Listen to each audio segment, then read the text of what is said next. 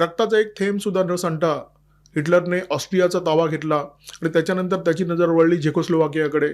झेकोस्लोवाकियाचा Sudeten प्रांत अत्यंत समृद्ध प्रांत, म्हणजे याच्यामध्ये मोठ्या प्रमाणात खाणी होत्या, नैसर्गिक साधन सामुग्री होती. तर या प्रांतावर हिटलरने दावा केला आणि हिटलरची समजूत काढण्यासाठी ब्रिटनचे जे पंतप्रधान होते नेव्हिल चेंबरलेन, ते जर्मनीमध्ये दाखल झाले हिटलरशी वाटाघाटी करण्यासाठी.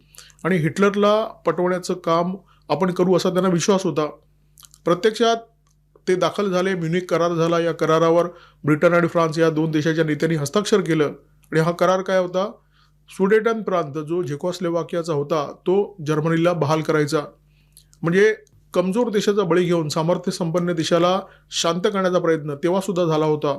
चेंबरलेन यांचा असा समज होता की सुडेटन प्रांत जर्मनीला बहाल केल्यानंतर हिटलर शांत बसेल, हिटलर खुश होईल आणि बाकीचा जो युरोप आहे, जो हिटलरच्या भयाने चळाचळा कापतोय, त्याला अभय मिळेल. परंतु प्रत्यक्षात तसं झालं नाही. 1938 मध्ये हा म्युनिक करार झाला आणि त्याच्यानंतर 1939 पासून दुसऱ्या महायुद्धाची सुरुवात झाली. आणि या महायुद्धामध्ये काय काय झालं आपल्याला ठाऊक आहे.